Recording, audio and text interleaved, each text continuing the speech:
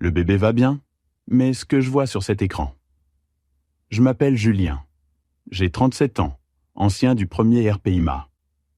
Je suis rentré de Kaboul il y a 2 semaines, après une mission de 8 mois. J'étais assis dans cette pièce stérile de l'hôpital militaire de Marseille, à regarder ma femme Camille pendant son échographie, quand la main du docteur Bernard Leroux s'est mise à trembler comme s'il avait vu un fantôme. « Monsieur, vous devez sortir immédiatement et contacter un avocat. » Les mots m'ont frappé comme un tir de sniper. Camille était allongée sur la table d'examen, le gel échographique encore brillant sur son ventre, son regard passant du médecin à moi avec une incompréhension peinte sur le visage. Cette même expression qu'elle affichait souvent depuis mon retour, comme si elle essayait constamment de deviner ce que je pensais. « Y a-t-il un problème avec le bébé ?» ai-je demandé. Ma voix est restée neutre, contrôlée. L'entraînement militaire fait ça. Garder son calme quand tout s'écroule autour de toi. Le docteur Leroux a essuyé la sueur de son front du revers de la main. Il pratiquait depuis 20 ans, selon les diplômes accrochés au mur. Ce n'était pas sa première échographie, mais son visage était livide et il jetait des regards nerveux vers l'écran comme s'il affichait des informations classifiées.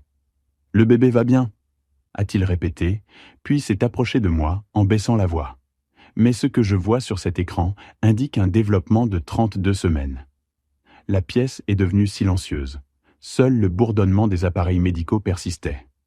Camille souriait encore, continuait à jouer la comédie comme si tout était normal. Elle avait beaucoup fait ça depuis mon retour. Jouer. 32 semaines, ai-je répété. Oui, monsieur. J'ai fait le calcul mentalement. Il y a 32 semaines, je chargeais du matériel sur un avion de transport à destination de l'Afghanistan. Il y a 32 semaines, je disais au revoir à ma femme à l'aéroport Marseille-Provence. Il y a 32 semaines, je dormais dans un container aménagé de l'autre côté du monde. Le docteur Leroux me regardait comme s'il attendait quelque chose. Une réaction, une explosion. Peut-être s'attendait-il à ce que je me mette à crier ou à tout casser. Mais je suis resté assis là, à analyser l'information comme lors d'un briefing de mission. « Julien ?» La voix de Camille semblait petite, fragile. « Qu'est-ce qui ne va pas? Pourquoi tout le monde a l'air si grave ?» J'ai regardé ma femme. Vraiment regardé. La façon dont elle vérifiait constamment son téléphone depuis mon retour. La façon dont elle parlait de sa grossesse comme d'un cadeau surprise. La façon dont elle avait insisté pour prendre ce rendez-vous quand je pouvais l'accompagner. Elle avait voulu que je sois présent pour ce moment. La réalisation s'est installée dans ma poitrine comme un poids glacé. J'ai rencontré Camille il y a 6 ans lors d'un barbecue à Aix-en-Provence. Elle travaillait comme assistante dentaire. Elle avait ce rire qui pouvait remplir toute une pièce. J'étais alors stationné au premier Reg avant mon transfert au 3e RPIMA. Elle disait avoir toujours voulu épouser un militaire. Disait respecter le sacrifice, le service. Nous nous sommes mariés 3 ans plus tard. Petite cérémonie dans l'église de ses parents. Rien d'extraordinaire. J'ai été déployé 2 fois durant notre mariage. 2 missions courtes. Elle gérait bien, du moins c'est ce que je croyais. Envoyait des colis, écrivait des lettres, faisait tourner la maison. Le genre de femme que les autres soldats envient. Quand cette mission à Kaboul s'est présentée il y a 8 mois, elle a pleuré à l'aéroport. De vraies larmes. Pas les larmes de crocodile que j'avais appris à reconnaître chez d'autres femmes au fil des années. Elle m'a serré fort dans ses bras et a promis de m'attendre à mon retour. « Je vais m'occuper », avait-elle dit. Peut-être prendre des cours, retaper le jardin ? Je me souviens avoir pensé quelle chance j'avais. Le premier mois là-bas, nous avons parlé tous les 2 ou 3 jours en visio. Elle avait l'air fatiguée, stressée d'être seule. Des choses normales. Le 2e mois, les appels se sont faits plus courts. Elle suivait des cours du soir à la fac. De la poterie, tiens. Elle disait que ça la détendait. Au 3e mois, je ne recevais plus que des messages, des textos brefs. Journée chargée au travail ? Tu me manques. Tout va bien ici. J'ai pensé qu'elle s'adaptait. Les femmes de militaires apprennent à se construire leur propre vie. C'est une question de survie. Quand je suis rentré il y a 2 semaines, elle semblait différente, nerveuse. Elle avait pris du poids, qu'elle mettait sur le compte du stress. Elle avait commencé à porter des vêtements plus amples. Disait ne pas se sentir bien. Pensait peut-être à une gastro. Puis, la semaine dernière, Elle m'a annoncé qu'elle était enceinte. Je l'ai découvert quelques jours après ton départ, avait-elle dit, des larmes de joie coulant sur ses joues. Je voulais te faire la surprise à ton retour. J'en suis à environ 10 semaines. 10 semaines. J'étais rentré depuis 1 semaine et demie. À ce moment-là, elle avait déjà pris le rendez-vous pour l'échographie. Elle avait dit vouloir que je sois là pour notre première vision du bébé. Notre bébé. Je m'étais senti fier, excité, comme si peut-être cette mission avait valu quelque chose après tout. Rentrer à la maison pour cette nouvelle. Maintenant, j'étais assis dans ce cabinet médical à regarder ma femme allongée sur une table d'examen, en train d'apprendre que le calcul ne collait pas. Le calendrier était totalement faux. Tout était faux. Le docteur Leroux était toujours là, à attendre que je réagisse. Camille continuait à demander ce qui se passait, sa voix montant dans les aigus à chaque question. Je sentais quelque chose se briser dans ma poitrine, mais mon visage restait calme. L'entraînement, toujours l'entraînement qui reprend le dessus. 32 semaines, ai-je répété, plus pour moi-même que pour les autres. Le docteur Leroux a hoché la tête. Ses mains avaient cessé de trembler, mais il jetait des regards furtifs vers la porte, comme s'il voulait s'enfuir. « Monsieur, je dois vous demander, étiez-vous présent lors de la conception ?» Le visage de Camille est devenu blanc. Non pas confuse, mais blanche, prise en flagrant délit. « Julien, je ne comprends pas ce qui se passe, » a-t-elle dit. Mais sa voix avait changé. Moins de confusion, plus de panique. Qu'est-ce que ça veut dire, 32 semaines? Je me suis levé de ma chaise lentement, avec la posture militaire, le dos droit, les épaules carrées. Ça veut dire que j'étais en Afghanistan quand ce bébé a été conçu? Le silence dans la pièce est devenu total. Même les appareils médicaux semblaient en s'être tus. « C'est pas possible !» a chuchoté Camille. Mais elle ne me regardait plus. Elle fixait les carreaux du plafond et ses mains tremblaient maintenant. Je t'ai dit que j'étais enceinte de 10 semaines. Le bébé. Je suis tombée enceinte juste avant ton départ. Le docteur Leroux s'est raclé la gorge. Madame, les mesures fétales sont très claires. Il s'agit d'une grossesse de 32 semaines. La date de conception remonte approximativement à 8 mois. J'ai observé le visage de ma femme alors que la réalité la frappait de plein fouet. L'histoire soigneusement construite s'effondrait en temps réel. Elle avait dû faire une erreur quelque part. Peut-être avait-elle perdu la notion du temps. Peut-être s'était-elle tellement concentrée à vendre son mensonge qu'elle avait oublié de vérifier les calculs. « Il doit y avoir une erreur », a-t-elle dit en se redressant sur la table d'examen. Le papier a crépité sous elle. La machine à échographie ou autre chose. Mais je pensais déjà à autre chose. Au voisin, Théo Martin, qui avait aidé pour le jardin pendant mon absence. Camille l'avait mentionné dans quelques appels, avait dit qu'il avait réparé la clôture, aidé à déplacer des meubles. Un bon voisin, l'avait-elle qualifié. Je pensais aux appels téléphoniques de plus en plus courts, aux cours de poterie du soir qui semblaient finir très tard, à la façon dont elle avait tant insisté pour prendre ce rendez-vous d'échographie. Elle avait voulu que je sois là. Elle avait voulu que je voie cette échographie, que je croie que j'étais le père, que je m'engage à élever l'enfant d'un autre homme. Le poids glacé dans ma poitrine s'étendait. Pas encore de la colère, juste de la clarté.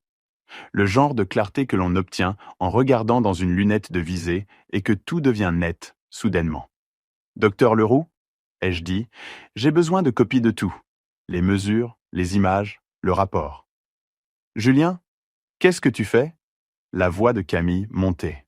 « Tu me fais peur. » J'ai regardé ma femme, 6 ans de mariage. 3 ans à croire que je savais qui elle était. 8 mois à dormir seule en Afghanistan pendant qu'elle couchait avec quelqu'un d'autre. Je rassemble les faits, ai-je dit, comme toute bonne mission l'exige. Je pouvais voir dans ses yeux qu'elle savait que c'était fini. Le trajet du retour s'est fait dans le silence. Camille n'arrêtait pas de parler, comblant le vide avec des explications qui avaient de moins en moins de sens à chaque mot.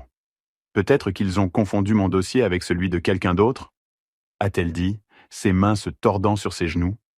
Les erreurs médicales, ça arrive tout le temps. Tu te souviens quand ils t'ont envoyé les résultats de prise de sang d'un autre? Je gardais les yeux sur la route. La circulation à Marseille était dense pour un mardi après-midi.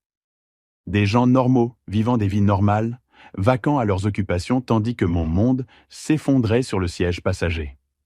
Ou peut-être que la machine à échographie était mal calibrée, a-t-elle poursuivi. Ce ne sont que des ordinateurs, non? Les ordinateurs font des erreurs. Nous nous sommes engagés dans notre allée. La maison avait l'air identique à quand nous étions partis 1 heure plus tôt. Le même jardin méditerranéen, le même toit de tuiles rouges, le même panier de basket que j'avais installé il y a 3 étés. Mais tout semblait différent maintenant. J'ai garé le 4x4 et suis resté assis un moment, le moteur faisant tic-tac en refroidissant. « Julien, s'il te plaît, dis quelque chose » a imploré Camille. « Tu me rends nerveuse ?» Je l'ai regardée, vraiment regardée. La prise de poids prenait sens maintenant. Les vêtements amples, la façon dont elle avait évité certaines positions lorsque nous avions été intimes depuis mon retour. « Pour quand est prévu l'accouchement » ai-je demandé. « Quoi ? Si tu es enceinte de 32 semaines, la date prévue de l'accouchement, c'est quand ?» Sa bouche s'ouvrit et se referma. Elle calculait, essayait de trouver la réponse qui arrangerait le mieux les choses. Le docteur n'a pas donné de date exacte, parvint-elle enfin à dire. 8 semaines, ai-je déclaré. 32 plus 8, 40. Tu accouches dans 8 semaines. Nous sommes descendus du 4x4. J'ai ouvert la porte d'entrée et la maison sentait les bougies vanille que Camille allumait toujours. Ça sentait comme chez moi. Mais ce n'était plus chez moi. C'était une scène de crime. Dans la cuisine, je me suis servi un verre d'eau et j'ai regardé par la fenêtre arrière. Théo Martin était dans son jardin d'à côté, en train de travailler sur sa moto. La quarantaine, divorcée depuis 2 ans, travaillait dans le BTP, avait aidé Camille à déplacer les meubles de terrasse pendant ma mission. « Tu veux que je prépare à manger ?» demanda Camille. Elle essayait d'agir normalement, mais sa voix était trop aiguë. « Depuis combien de temps couches-tu avec Théo ?» ai-je demandé. Le verre qu'elle s'apprêtait à prendre lui glissa des mains et se brisa sur le carrelage de la cuisine. « Qu'est-ce que tu viens de dire ?» Je me suis retourné pour lui faire face. « Tu m'as entendu, Camille ? C'est insensé. Théo est notre voisin. Il m'a aidé pour quelques trucs dans la maison pendant ton absence, mais c'est tout. Je ne peux pas croire que tu m'accuses d'une chose pareille. » Mais elle reculait en parlant. Pas le langage corporel d'une femme innocente. Celui de quelqu'un qui s'est fait prendre. « Le bébé est de toi », a-t-elle dit, sa voix devenant plus forte. « Je ne sais pas ce que ce docteur croit avoir vu, mais le bébé est de toi. On va demander un 2e avis. On ira voir un autre médecin. » Je me suis mis à genoux et j'ai commencé à ramasser les morceaux de verre. Ils étaient tranchants, nets, comme la vérité. « Camille » ai-je dit sans lever les yeux du sol. J'ai été formé pour recueillir du renseignement, pour lire les situations, pour reconnaître la tromperie. « On n'est pas en Afghanistan », a-t-elle riposté sèchement. « Là, c'est notre mariage, c'est notre vie. » Je me suis levé et j'ai jeté les éclats de verre à la poubelle. « Tu as raison, en Afghanistan, quand quelqu'un vous ment, c'est généralement pour vous tuer. Ici, c'est juste pour vous détruire la vie. » Elle pleurait maintenant. Pas les jolies larmes de l'aéroport il y a 8 mois. Des larmes laides, désespérées. « Je t'aime », a-t-elle dit. « Quoi que tu penses qu'il se soit passé, je t'aime. » Je suis passé devant elle en direction de notre chambre. « Je vais prendre quelques affaires. »« Où vas-tu ? » ?»« Voir un avocat. »« Julien, s'il te plaît. On peut surmonter ça. Le bébé a besoin d'un père. » Je me suis arrêté sur le pas de la porte. Le bébé a un père. Ce n'est tout simplement pas moi. J'ai passé la nuit dans un hôtel près de la base aérienne d'Istres. Un endroit bon marché, mais propre. Le genre de chambre où j'avais logé une centaine de fois pendant des exercices. Un territoire familier. À 7 ans, j'ai appelé mon avocat, Stéphane Perrin. Nous avions fait appel à lui pour l'achat de la maison et nos testaments. Un bonhomme, ancien militaire. Il comprenait la vie d'un soldat. « Julien, qu'est-ce que je peux faire pour toi ?» J'ai expliqué la situation, l'échographie, le calendrier, les mathématiques qui ne mentent pas. « Putain !» a-t-il lâché quand j'ai eu terminé. « Désolé mon frère, c'est dur. J'ai besoin de connaître mes options.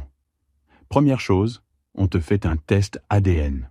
On établit la paternité, ou dans ce cas, la non-paternité. Deuxièmement, on commence à tout documenter. Le rapport d'échographie, toutes les communications que tu as avec ta femme au sujet de la grossesse. Troisièmement, on prépare la procédure de divorce. Et pour la maison, en droit français, le juge peut tenir compte des fautes pour fixer les prestations compensatoires et l'attribution du logement familial, surtout si elle utilisait les ressources du ménage pour entretenir cette liaison. Il nous faudra des preuves. Après l'appel, je suis retourné à la maison. La voiture de Camille n'était pas sur le parking.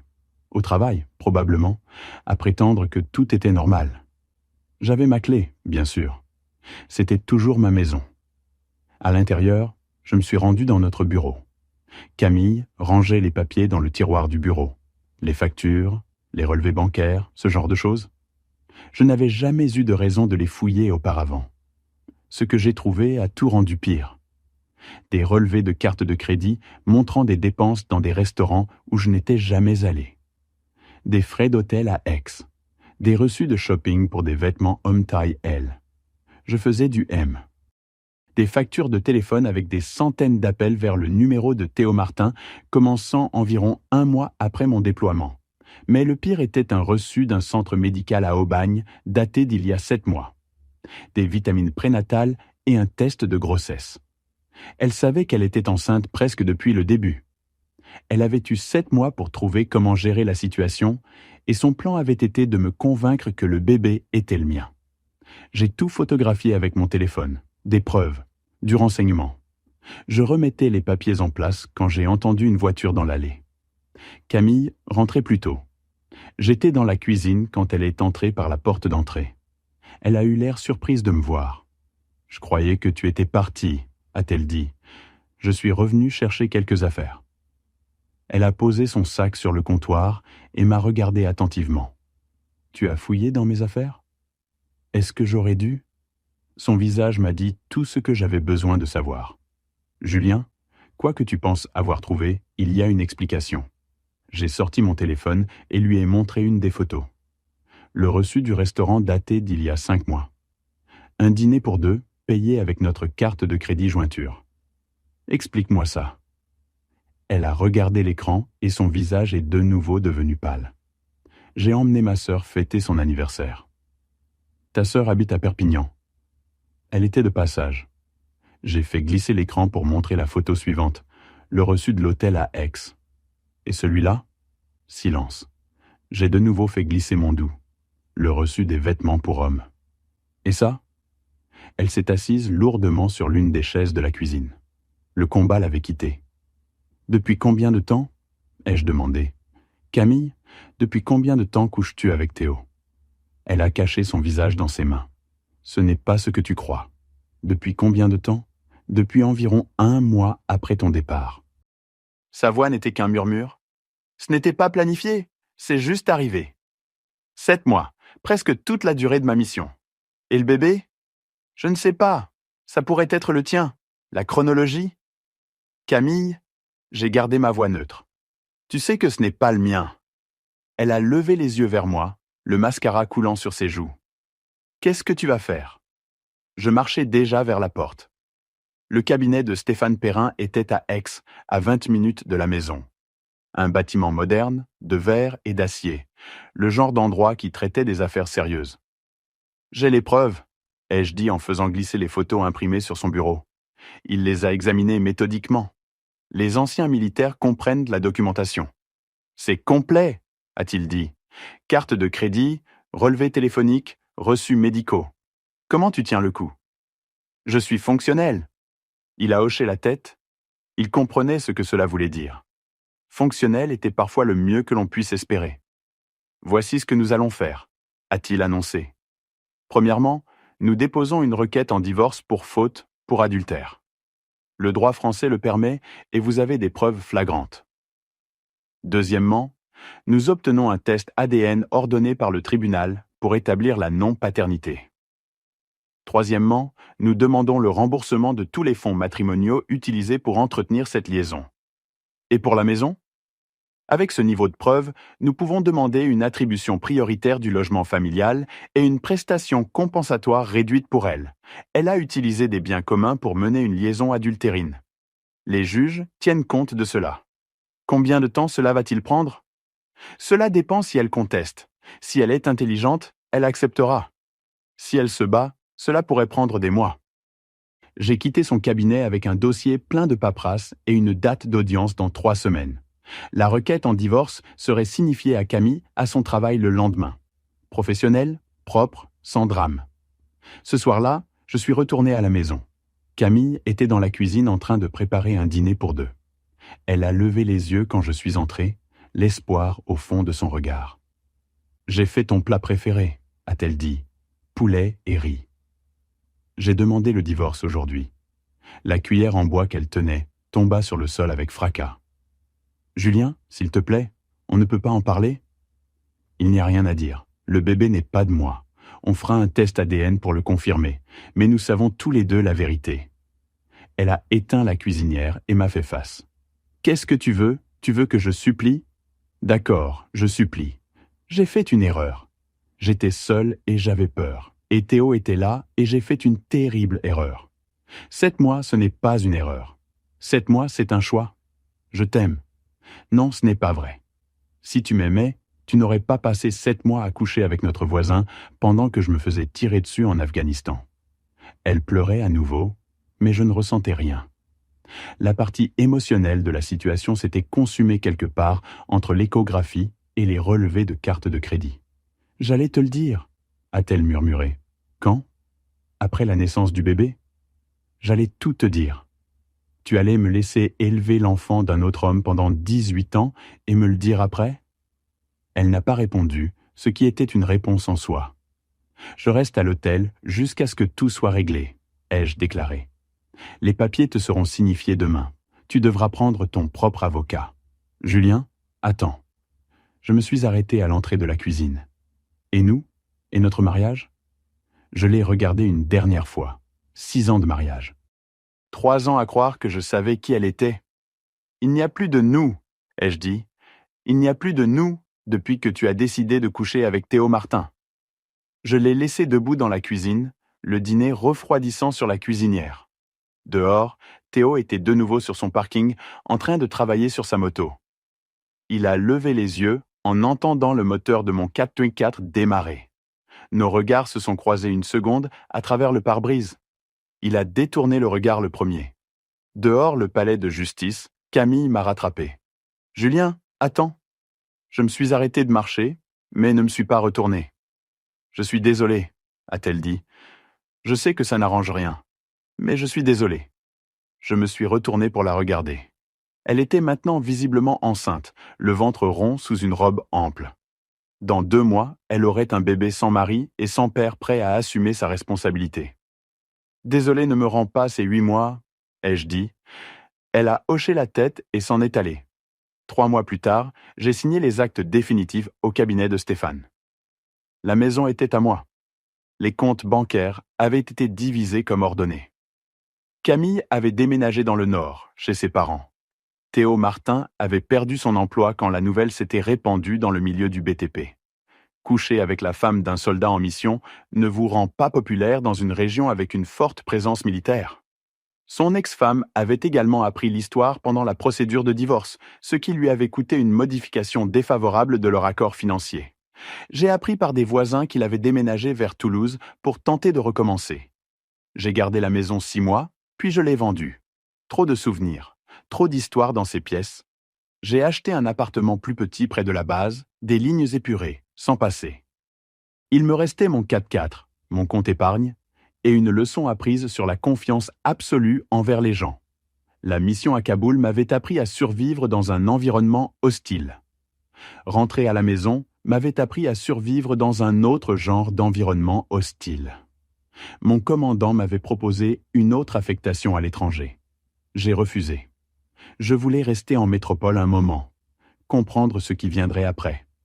Certains soirs, je m'asseyais sur le balcon et je pensais à la chronologie alternative, celle où j'avais cru au mensonge, où j'avais élevé l'enfant d'un autre sans jamais apprendre la vérité. Cette version de Julien Lefebvre aurait vécu une vie complètement différente, construite sur une tromperie. Je préférais la vérité, même lorsqu'elle était laide. L'armée m'avait appris qu'un renseignement clair mène à de meilleures décisions, à la guerre comme dans la vie. La tromperie de Camille avait échoué parce qu'elle avait sous-estimé le pouvoir des mathématiques simples et l'engagement d'un soldat envers les faits, et non la fiction. Parfois, la réponse la plus forte à une trahison est simplement de refuser de participer au mensonge de quelqu'un d'autre.